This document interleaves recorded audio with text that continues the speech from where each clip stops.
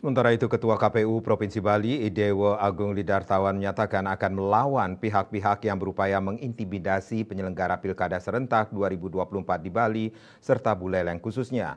Hal tersebut ditegaskan di sela-sela simulasi pencoblosan dan penghitungan suara Pilkada 2024 di Kelurahan Kampung Baru. Ia meminta siapapun yang mengintimidasi penyelenggara di Buleleng khususnya dan umumnya di Bali, pihaknya akan melawan, sebab hal itu merupakan tugas dan tanggung jawab sebagai Ketua KPU Provinsi Bali.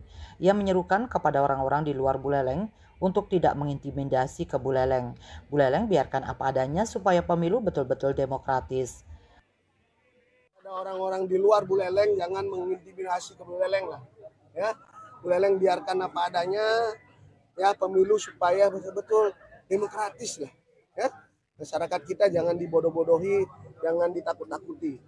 Ya, karena target kita juga 75%. Jangan sampai karena ditakut-takuti, nggak hadir ke TPS, diintimidasi, nanti malah terjadi kekacauan di Buleleng ini. Karena saya tahu semangat kesatria orang-orang Buleleng ya yang sudah kita tahu sama-sama itu merupakan dasar fondasi hidup masyarakat Buleleng, jangan diganggu.